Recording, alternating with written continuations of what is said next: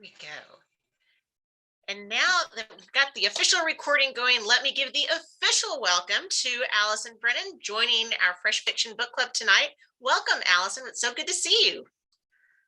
Thank you so much for having me. I always loved, I think I did one of these several years ago and it was a lot of fun.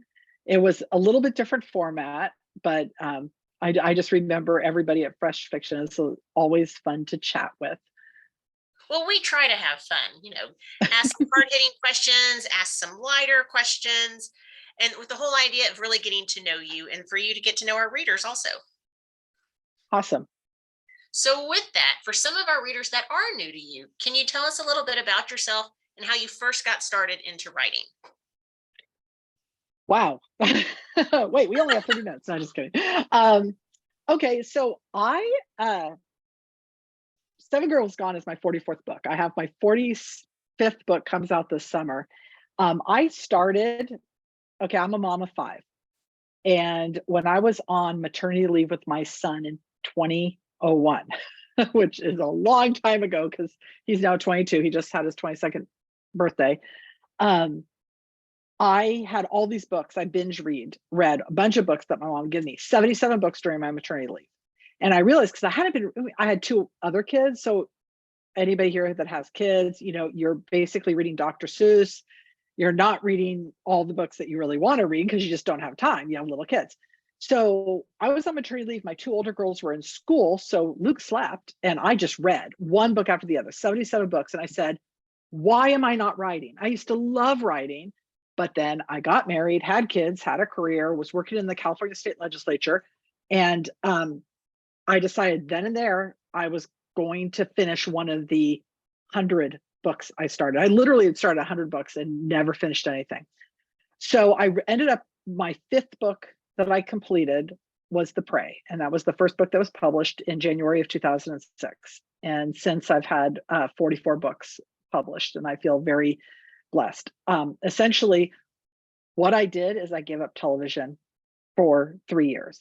And that was really, really, really hard for me because I love TV. But by the time my book was published, I had 5 kids. I didn't have time to watch TV. So I worked all day, took care of the kids until they went to bed. And then I wrote from 9 to midnight, slept, got up at 6 in the morning, went to work, then got home, took care of the kids, and then wrote 9 to midnight every single day. So that was basically how I found time to write 5 books while raising 5 kids. Oh, that's crazy. But dedicated. I mean, just getting your butt in the chair, writing every single night for that many hours. No TV. Wow. That was hard. It was hard. So what I did was, because my husband was a little bit upset at first, because it used to be our time, the kids go to bed and then we would watch TV, relax, all that stuff. But he would always fall asleep because he worked too all day. And so he would start watching a TV show and he'd fall asleep halfway through it. And so I was like going, and then I would sneak off to write. And then I said, wait a minute, this is stupid. I would sneak off after he fell asleep. I'm just going to skip that, save myself 30 minutes. And so I just said, okay, well, this is going to be my thing. I'm going to do it. So he was a little upset at first, but what I did is every book I finished, I would buy a season of television on DVD. And then we would take a week and just binge watch it. So that's how we watched Lost, Firefly, Deadwood, which was really, really good. There was one other one. I cannot remember what it is, but so basically that's kind of what we did. And hey, it worked. And once I sold and I quit my job, which was a huge leap of faith because I wasn't sure my career would take off as a writer. Then I kind of rejiggered everything so that I would have a little bit more time, with the family. But, when you want to write, you have to treat it as a career. You have to treat it as a job and you have to give it the time. And jumping ahead, your kids, like you said, are obviously older now. Yeah. I'm assuming you're watching TV again, but what is your daily writing schedule like? I mean, assuming still it's that day to day, you've got to get in the chair, you've got to write, like you said, take it as a job. But is TV still a distraction? Is other elements of life a distraction? Social media, which always suck more time than we think. I'm pretty disciplined. So when the kids were in school, so my youngest now is 18 and he graduated from high school last year. So when the kids were in school, I treated the time from when they left for school until they came home. That was my writing time. And it was basically my job. So I didn't volunteer. I would do field trips every now and then, but I didn't volunteer in the classroom. I didn't go grocery shopping during my time. I would just save that for the weekends. I did get some, some of the teachers were not happy with me, but it's like, well, you know what? Yes, I work from home and my hours are flexible, but I have a deadline. I have to get this done. I'm not doing this just for fun. I'm making money at it. So I was learned to be very disciplined. When I had a deadline, I would write at night, but after the kids went to bed. So I did start television. I mean, I've seen pretty much everything out there with the kids. We watched Buffy, we watched Supernatural, we watched Person of Interest. Pretty Bones, Castle, everything. And right now in the evening, I used to write better at night. Now, as I've gotten a little bit older, that whole menopause thing that kind of hits you in the butt. I'm too tired to write at night. So I do watch a little TV. My daughter and I are watching Outer Banks, and we have one more. Well, my husband, son, and I have watched all the Star Wars things, The Mandalorian, Andor, Boba Fett, Kenobi, everything. We've just glommed onto it. So now I'm a little bit balanced, but I still treat it as a job. So I write every day. I get up at 5, walk, make breakfast, and then I write until 3 to 4. Now you said that you had always written.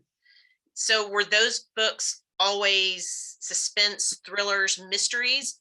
Or did you write a little bit of everything? And what made you focus so much on your current main genre? I think I didn't really know what I was doing when I was younger. I just wrote things that kind of came interesting. It was always mystery because I've always read mysteries. Nancy Drew, Trixie Belden, Agatha Christie, Stephen King, Sue Grafton. I mean, you name it, I was reading mysteries.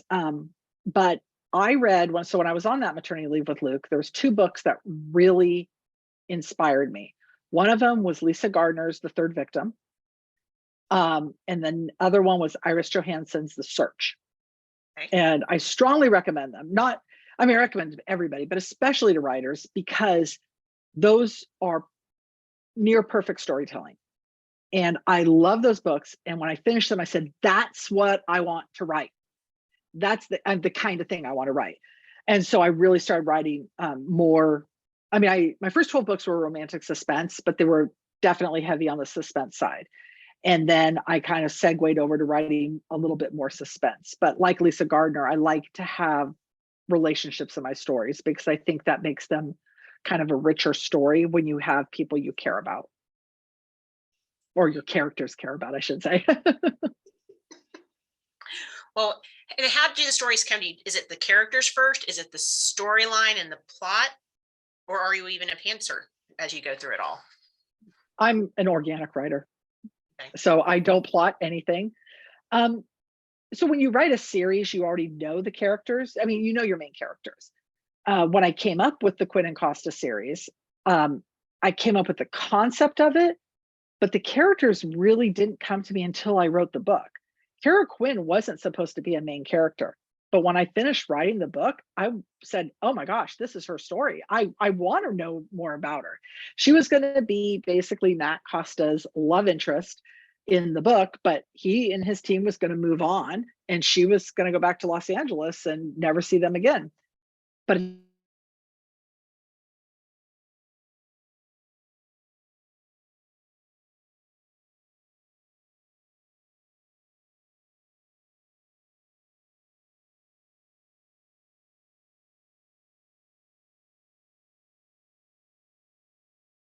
finish the book to give that little segue so she can become part of the team.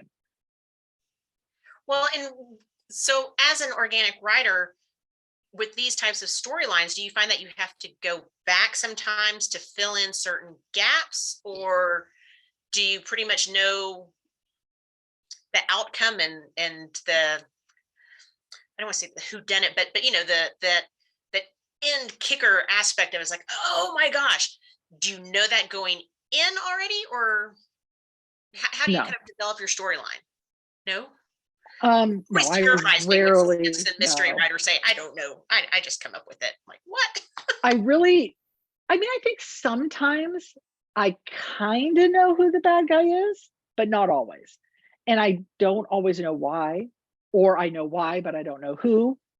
Um, the story just kind of rolls. I don't leave gaps in my books. So when I'm writing, and then when I get to a point where I don't know what's going to happen, I either stop to research, which is my biggest procrastination. I don't procrastinate watching TV. I procrastinate by going to Google and saying, what is the rate of decomposition and da da da da da, and then I'll like get segue on to all this stuff. It's a lot of fun. But if I get stuck, I'll stop and I'll reread what I wrote. And usually when I'm rereading, I'll kind of figure it out. If I really don't know who's doing it, I say, okay, what is the logical thing for my characters to do? My characters are usually law enforcement, not always, but they're usually law enforcement or private investigators. What is my character going to do? How are they going to find this answer? And then I go put them in that situation. Now, when the book is said and done, sometimes I do have to delete, rewrite scenes because it's like, okay, well, this is redundant. They really didn't need to know this. Just like any investigation, I go off on things. It's like, okay, well, that's a dead end. Fortunately, the dead end in real life, that would happen to law enforcement in real life, I can delete that. So I don't have to bore my reader. So if it's a dead end that's not important and we don't learn anything, I could just, oh, that chapter's gone. Let's write a different transition and go into what really needs to happen. And that's kind of how I write. And I don't mind revisions. I can write a book in 2 months. I mean, the meat of the book. And then I go back and I spend another full month just going through and layering and tweaking and editing and cutting. I mean, I can cut, 20,000 words and not feel bad about it at all because I know it's a better book. Well, and for this book, The Seven Girls Gone, I mean, the small bayou town is such an important part with all of the small town secrets. So what was the initial idea for you with this one? Did you come across, hey, here's some really juicy gossip that I can build something around, or? So I'm an avid true crime reader. And there's actually a cold case that takes place in a small bayou town where 8 women were murdered and they've never solved it. So that was always in the back of my mind because I don't like unsolved mysteries. I don't like it when killers get away with it. No one knows who did it. I've read and everything I could about those crimes, and no one's paid for it. No one has been arrested. Well, actually somebody was arrested, but then they were let go. I wanted to solve it. So I just fictionalized the entire thing. And I mean, my story is distinctly different than the real life story, other than it takes place in a small Louisiana bayou town. But I just wanted to solve it because I really felt that those girls that were murdered, they didn't see justice. And so I wanted justice. And I created this world so that I could get justice for them, even if they don't get justice in real life. I have no idea what happened. I have read everything about the Jeff Davis 8. I have my theory about what happened. I think it's probably a pretty good theory, but they'll never be able to prove it. So, but in my book, I definitely had it, and I don't want to give anything away. My ending of this is completely different to what I think the ending is in real life. How do you get yourself into the mood when you're writing? Because you are touching on heavy subject elements. Well, it's my job. I've always treated writing as a job. And actually, the hardest books I've had to write were human trafficking. I've written a couple of human trafficking stories. Those are actually a lot harder than this book was. So yeah, there are some subjects that I have a hard time with.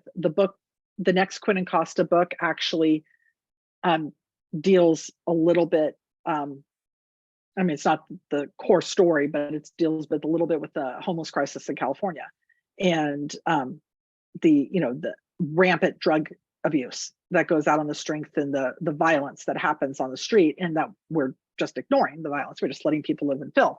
And so I kind of touched upon that. That was actually really hard to write. I did a lot of research. I talked to a lot of people. I feel really good about what I wrote. I actually even sent, and I never, ever do this. I sent a chapter to an expert to make sure that I got it right, because I wanted to get it right. I rarely do that because I know I'm writing fiction, but because it was I knew it could potentially be a difficult subject and people might not agree with where I was going with the story. I wanted to make sure that I was authentic. So I did send it to an expert, and I will absolutely acknowledge him in the book. So, some things are a little bit harder to write, but it's my job. This is what I do. And if I'm finding the scene is really emotional, and if I'm getting upset, then I think I'm doing a good job. Because if I'm getting upset, knowing what's going to happen in the story and knowing where my characters are going to go, then my reader is going to get emotional. And not that I want to make people emotional, but I want them to be like, oh, I can't wait to find out what's going to happen. I want to turn the page. That's my goal, is I want you to be entertained and emotional and think when you're done with the book, wow, that was a good book. I'm going to remember that. I love that. I'm also curious because your previous life, you were a legislative consultant with the California state government. How much do you think that has impacted your writing? Very little bit, because I now live in Arizona. I no longer live in California. But actually, when I write short stories, I'll go back to my days in the legislature because it's very familiar to me. So I wrote a short story for an Elizabeth George anthology where I had a lobbyist was murdered and was stuffed in the armoire of the Senate Minority Leader. And I could write that with my eyes closed practically, because I could picture every single office. I know exactly what would happen. I know how they would investigate it. So I think in that way it informs me, but I try to avoid any political commentary in my books because nobody wants to read it. I mean, no one's going to agree with me. My husband doesn't even agree with me all the time. My kids don't always agree with me. 50% of the people in this country are going to disagree with me no matter what I say. So I figure, why do that? The only thing I do, like when I did the homeless thing, is the thing about, drugs and fentanyl and the fentanyl crisis. I really do feel passionate about that. My daughter's a cop. I'm very familiar with it. And all my research has led me to believe that this is something we absolutely positively have to do something about.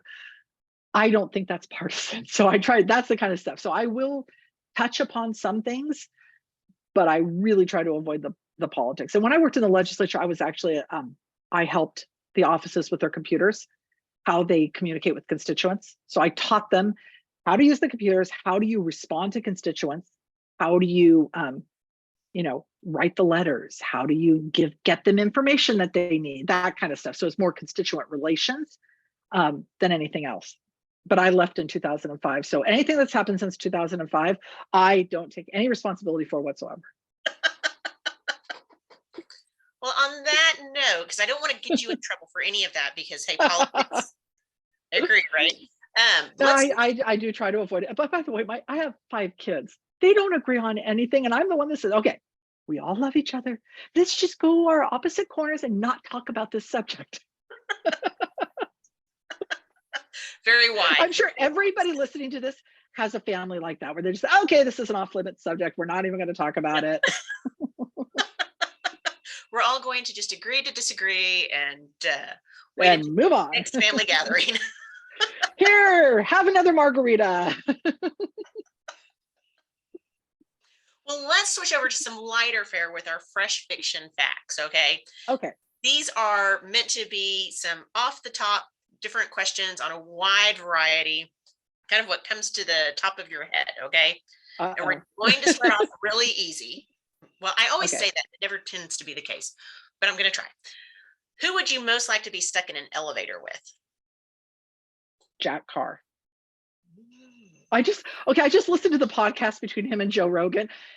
I would feel totally safe being stuck in an elevator with him. Let's put it that way. Especially if it was like during a terrorist attack. That's who I'd want to be with. So that's probably why he was on the first one that jumped into my mind. Would you ever want to do a writing collaboration with somebody? And if who would be your dream collab?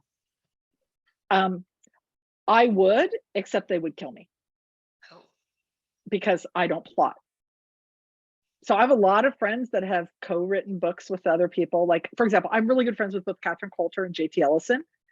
Literally, both of them would have killed me if I was one of their co-writers, because they sit down, they plot everything out, they know exactly where it's going, they go back and forth. I'm like going, oh my gosh, if I plot this book, I'm not going to write it, because if I know what happens, I'm not going to have any fun. So I would totally do it if somebody would write like me, but I don't think I could find anybody that would. what luxury item can you absolutely not live without? Is coffee luxury? Because probably coffee. A luxury. Well, I think my computer. I mean, it's probably not considered a luxury now, but when I started writing, I wrote on a typewriter. And so my computer is like, oh my gosh, backspace, delete. I mean, it's like I literally could not live without it. I would not be able to write a book longhand. Let's put it that way. Mm-hmm. What is the craziest thing that you've ever bought online? Ooh, I've bought a lot of really crazy things online, actually. Um, well, so I'm expecting my first grandchild. So pretty much anytime I get an ad for anything that's really, really, really cute, especially related to The Mandalorian, I tend to buy it. My daughter and her husband have never seen The Mandalorian, but I swear that kid has more Mandalorian clothes and little Grogu clothes and little Grogu shoes than any other child on this planet. Because if I see the ad, I'm going to buy it. Don't know if that's really the oddest thing I've bought, but yeah, he's going to be well decked out in green. I think it could fit because there's so much of it. That might still fit the criteria then. Okay. What is one piece of clothing that you absolutely love that everybody else is kind of like, you need to? Oh, I have these cat slippers that are really, really, really, really worn, and they probably need to be thrown away, but I can't bear to throw them away because they're really, really cute. But also, I think my family kind of gets fed up that I actually got dressed today. I think my family gets fed up that I'm always in my pajamas, and I actually walk I walk in the morning now. By the way, it's dark. It's Arizona, so I have to get out before the heat. And so I walk at 4:30 in the morning. It's dark outside, but I do walk in my pajamas because it's like, who's going to see me? It's dark. Yeah, I'm in a gated community. There's no, I mean, and if somebody sees me, oh, well, it's like, well, yeah, I'm walking in my pajamas, but at least I'm walking. As long as you can still run fast if some critter comes out at you. To me, that's the main Well, criteria. yeah, but I mean, it's Arizona, and so I'm not really too worried about the critters. I avoid places where snakes, by the way, in the morning, they're not going to be very active. They're the only things that I'm scared of. I hate snakes. Like, Indiana Jones, fearful of snakes. Ugh. Who is your favorite one-hit wonder? One hit wonder. Oh, that's hard because I read. So I'm looking over at my bookshelves. That's really hard. I don't know. I pretty much read a lot of series. I can't even think of a book that I just was one book and then nothing else. I honestly can't think of it. Well, looking at your bookshelf then, what is your most dog-eared or reread copy of a book? I don't reread books because if I know what happens, it's boring. However, there is an exception to that. So I have read all the JD Robb books since they've come out. So, that's going back now, 25 years, right? I have just now started listening to all of them on audio. Oh, wow. So I don't really remember what happened 25 years ago. So I have been re-listening to every time one gets discounted, I buy it. So I'm listening to them out of order because I really I can't afford to, I listen to about 2 audiobooks a week and I really can't afford to buy them all at full price. But anytime one's discounted, okay, I'm going to get that and then I'll listen to that one. So I'm doing them completely out of order. But those are probably, they would be dog-eared because I think I would love to sit down and read them all again. And then, the one book I've read twice is The Stand by Stephen King. Oh. That would be one. And that's probably, I'm actually rereading Robert Grace right now. Well, I read all of the books, but now I'm listening to them on audio. So that's, yeah. I think, and as people here will probably understand, as I've gone through, I've been in the middle of menopause for seemingly forever, and it hasn't ended. My eyes get really tired at night, and so I don't want to sit down and read. So I have found that I can read in the morning, and then I listen to audiobooks, because at night it's like I'll fall asleep if you're going to make me read. Now, one of the big debates in our group, when you listen to audiobooks, are you listening to them at regular speed or do you speed it up? I speed it up. Everything is at least 1.1. David Chandler, who narrates the CJ Box series, is 1.3 because he reads really slow.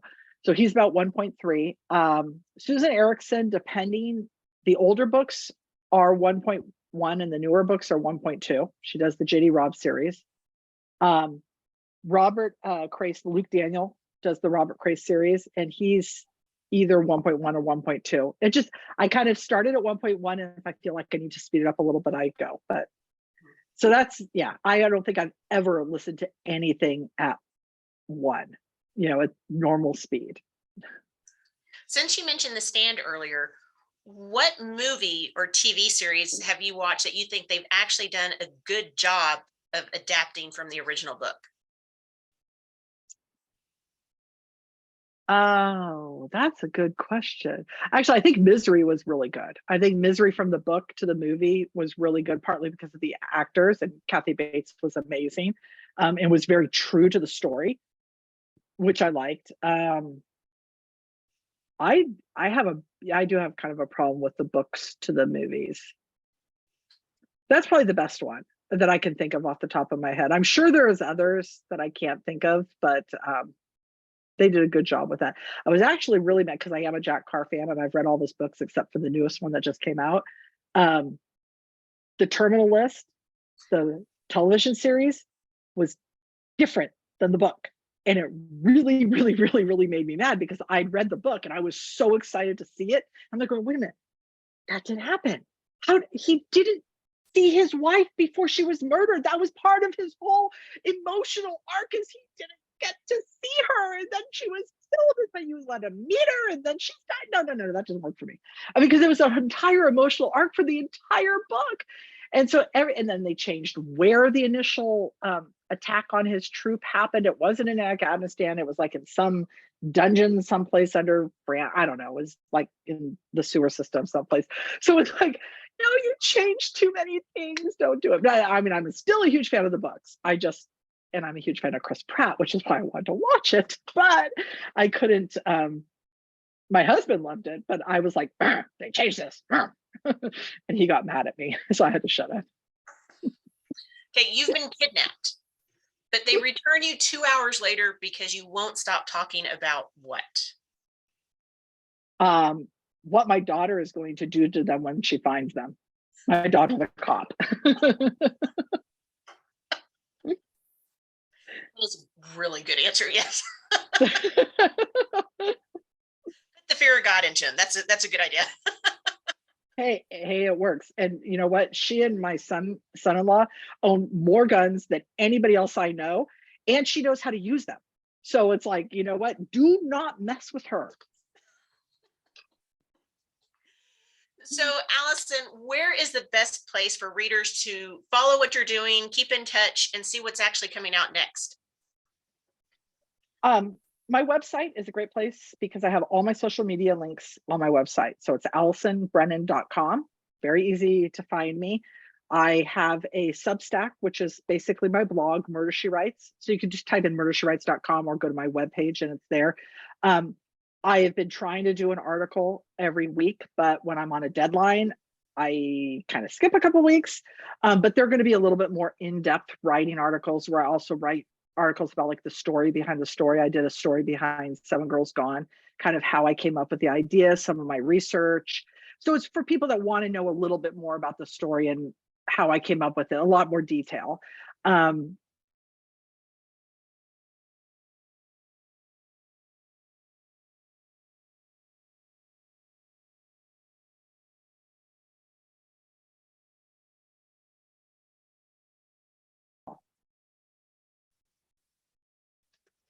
and I will, and I do answer all my emails. So if anybody has email me. And if I don't respond to you within like 3 to 4 days, email me again, because I do respond to all messages personally. Awesome. And before we head over into our after hour happy hour, what should readers expect from you next? Because we're always wanting more. Well, thank you. So Seven Girls Gone is the 4th book in the Quinn and Costa series. The 5th book, The Missing Witness, comes out in January. I also have my first standalone that comes out this summer called North of Nowhere. Exciting. And literally a standalone. I'm not writing a sequel to it. So hopefully everybody likes the resolution. It takes place during a blizzard in Montana and a plane crash. And it's a kind of a race against time story, which I love to read. And so I love to write. I also am launching a new series next spring, this time next year. I will tell you what my title is. I don't know if my editor is going to keep the title. I'm calling it The Prodigal Daughter. It's about a family of private investigators, set in Phoenix, because I moved here 4 years ago and decided I really wanted to write a story. There's not a lot of series set in Arizona. I mean, you have Tony Hillerman, you have J.A. Jance, who I absolutely love. J.A. Jance. You have a few, but there's not a lot, unlike Los Angeles and New York and some other cities. So I really wanted to set a series here, and I just turned in that book, in fact, a couple weeks ago. So that I have a lot coming up. Awesome. Well, Allison, thanks again for joining us tonight, and stick around for our happy hour with our readers. Thank you so much for having me.